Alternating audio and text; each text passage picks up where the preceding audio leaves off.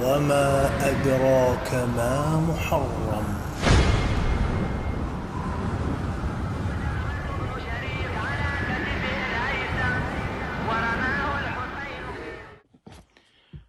بسم اللہ الرحمن الرحیم. ان الحسین مصباح الہدیٰ و سفینۃ النجات. رسول خدا صلی اللہ علیہ وآلہ وسلم نے ارشاد فرمایا کہ بے شک حسین چراغ ہدایت ہے اور کشتی نجات ہے. حسین فہمی و کربلا شناسی کے عنوان سے گفتگو کے اس مرحلے میں آج میں یہ بتا دینا چاہوں گا کہ ایک دوست کو کیسا ہونا چاہیے. دوستی اور دوست کے حوالے سے ہماری ذمہ داری،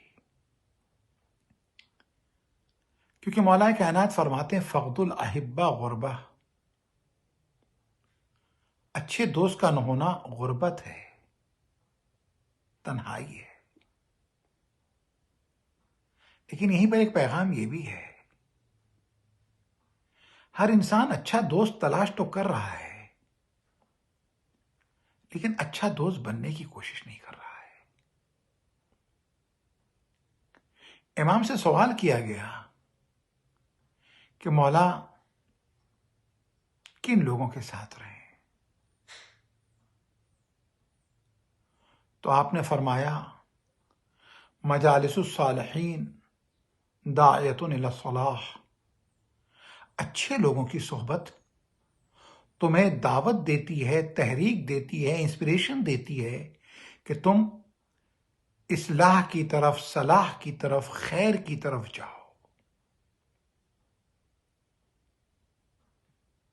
یا دوسری جگہ پر امام سجاد فرماتے ہیں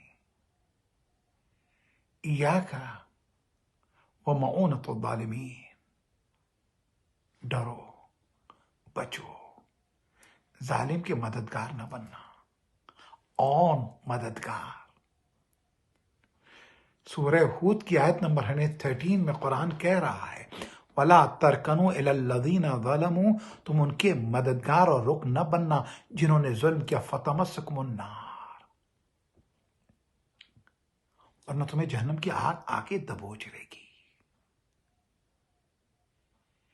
کہتے ہیں ایاکم وصحبۃ العاصین، ڈرو بچو جو لوگ کھلم کھلا اللہ کا گناہ کرتے ہیں ان کے ساتھ نہ رہنا. امام سجاد کربلا میں یہ دیکھ کر آ رہے ہیں، لہٰذا ہمیں پیغام دے رہے ہیں اصلاح کے لیے. کہتے ہیں ایاکم ومجاورۃ الفاسقین، ڈرو بچو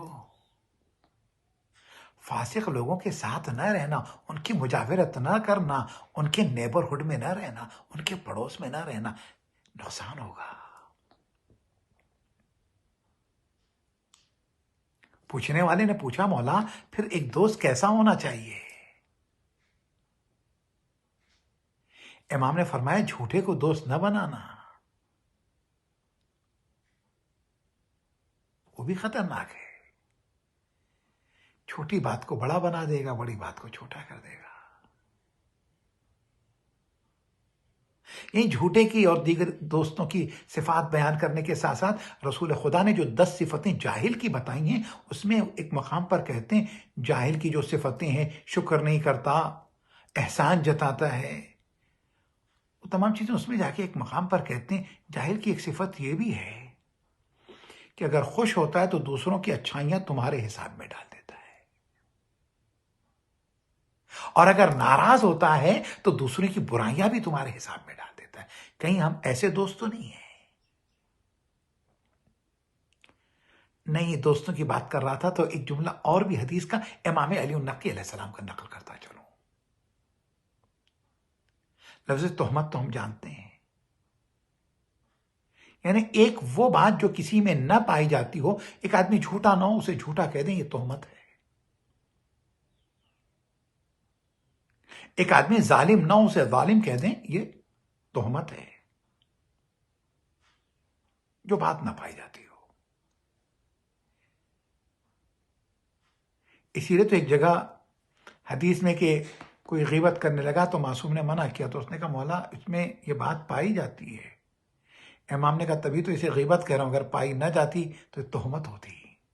تو اگر کوئی برائی کسی میں پائی جاتی ہو، کسی میں، اور پائی نہ جاتی ہو اور کہہ دی جائے تو یہ تہمت ہے۔ اسی طرح معصوم فرماتے ہیں کہ اسی طرح کسی میں ایک اچھائی نہیں پائی جاتی ہو اور اس اچھائی کو بیان کیا جائے اور اس کی نسبت دی جائے تو کہتے ہیں فقد قام المتہم، وہ تہمت لگانے والے کی جگہ پہ ہو جاتا ہے، یعنی یہ بھی تہمت جیسی شے ہے۔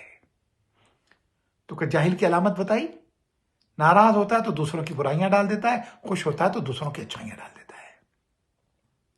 تو امام فرماتے ہیں جھوٹے کی صحبت سے بچو، چھوٹی چیز کو بڑا کر دے گا، بڑی کو چھوٹا کر دے گا۔ کا فاسق انسان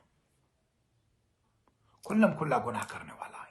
یزید کی جو 3 صفات حسین نے بیان کی ہے، اور حسین کہتے ہیں نحن اہل بیت النبوہ و معدن الرسالہ، ہم اہل بیت نبوت ہیں اور خزانے رسالت ہیں۔ یزید فاسق ہے، پہلی صفت بتائیے، شارب الخمر ہے، شراب پیتا ہے، وقاتل النفس ہے، بے گناہوں کا قتل کرتا ہے۔ میں حسین بیعت نہیں کروں گا یہ نہیں کہتے، مثلی لا یبایع لمثلہ، مثلی لا یبایع لمثلہ، جو مجھ جیسا ہے اس جیسے کی بیعت نہیں کرے گا۔ تو حسین نے یزید کو فاسق کہا ہے۔ تو امام فرماتے ہیں فاسق کے دوست نہ ہونا۔ امام سجاد کہتے ہیں فاسق کی مجاورت میں نہ رہنا، اس کے نیبرہڈ میں نہ رہنا، کیونکہ فاسق وقت پڑے گا تو ایک لقمے کے لیے یا اس سے کمتر کے لیے تمہیں بیچ دے گا، تمہیں سیل کر دے گا، تمہاری قیمت لگا دے گا۔ جو دین بیچ سکتا ہو، دین کے احکام بیچ سکتا ہو، وہ ہماری قیمت لگائے، اس میں کتنی دیر لگے گی؟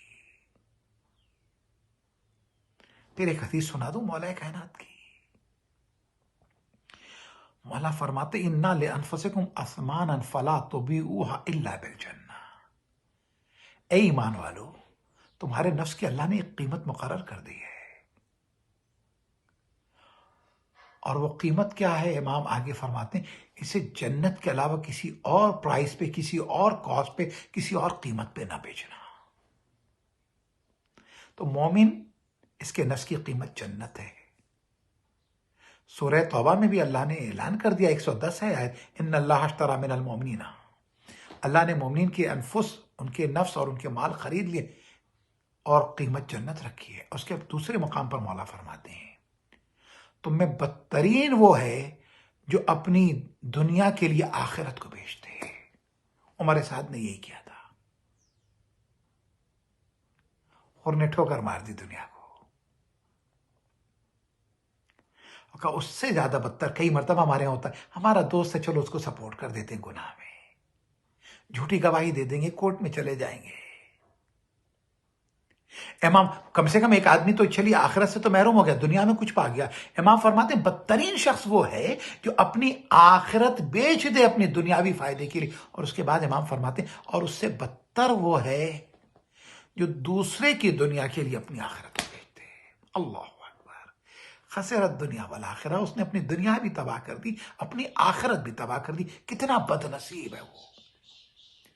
اس کے بعد امام فرماتے ہیں کنجوس انسان کو اپنا دوست نہ بنانا۔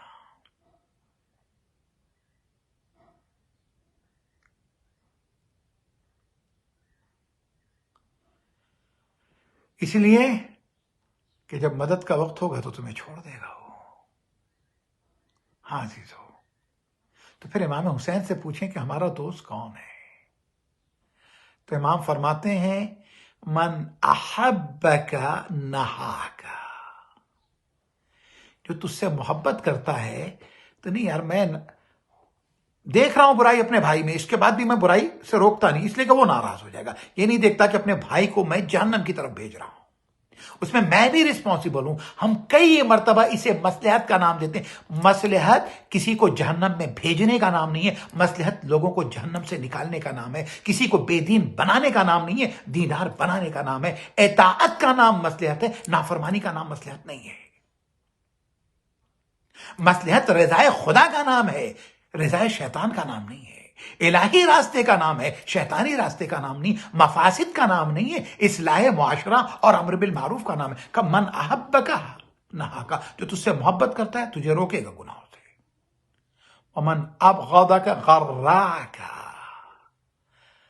غرور کو اسی لیے کہا جاتا ہے کیونکہ جو تکبر کرتا ہے وہ دھوکے میں ہوتا ہے. قرآن کہہ رہا ہے یا ایھا الانسان ما غرک بربک الکریم، اے انسان کس چیز نے تجھے اپنے رب کے مقابلے میں دھوکے میں رکھا ہے. مولا کائنات فرماتے ہیں دنیا سے غری غیری، علی کے علاوہ کسی اور کو دھوکہ دینا، فریب دینا. جو تمہیں روکتا نہیں ہے گناہوں سے وہ تمہیں دھوکہ دیتا ہے، تمہارا دوست نہیں ہے. تو اپنے دوست کو گناہوں سے روکنا ہے. ہاں عزیزو، جب دوست کی اور بات حبیب کی کرتے ہیں، سچا دوست یہی ہے نا. اور پریشانی میں سچے دوست کو یاد کیا جاتا ہے. حسین نے بھی اپنے سچے دوست کو یاد کیا، بچپن کے دوست کو.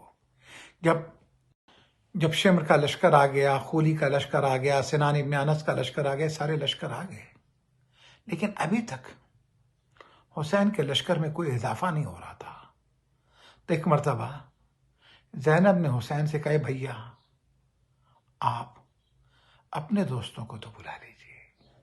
حسین نے زینب کے مشورے پر حبیب ابن مظاہر کو خط لکھا، اور اس میں لکھتے ہیں یہ خط ہے حسین غریب کا، فقیہ، رجل فقیہ حبیب کے نام. میں دشمنوں کے نرغے میں گھر گیا ہوں، حبیب تم میری نسبت کو سمجھتے ہو، مدد کو پہنچو. عزیزو، امام کا یہ خط پہنچا، حبیب کھانا کھا رہے تھے اور ابھی لقمہ توڑا ہی تھا، دسترخوان سجا تھا. پوچھا کون؟ کا انا برید الحسین، میں حسین کا قاصد ہوں. ایک مرتبہ حبیب نے لقمہ رکھا، دروازہ کھولا، بخط کو بوسا دیا اور اس کے بعد رونے لگے. زوجہ نے پوچھا کیا ہوا؟ کہا آقا کا خط ہے. کہا کیا لکھا؟ کا مدد کے لیے بلایا. کہا کیا سوچا ہے؟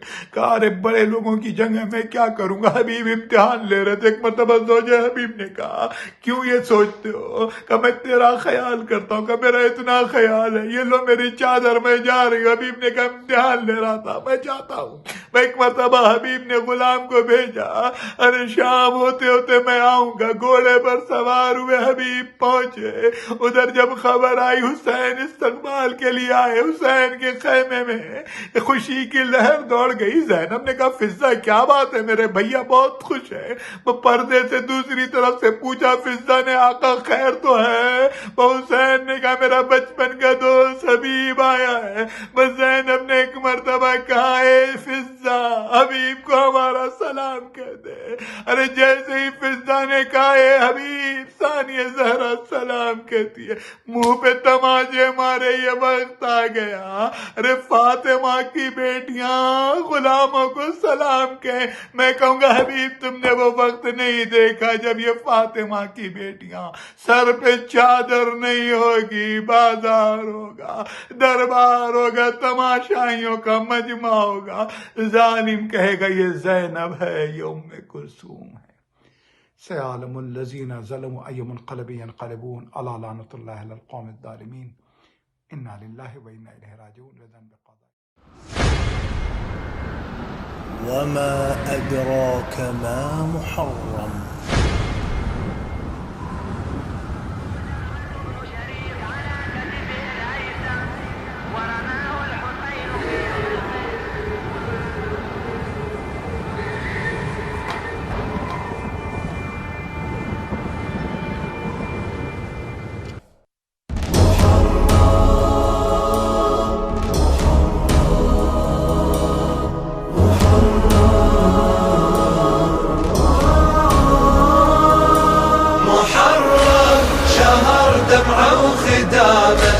محرم ظفر يوم القيامة، محرم ظفر يوم القيامة، محرم ذمة دمعة العين آية صاب الحسين، ذمة دمعة العين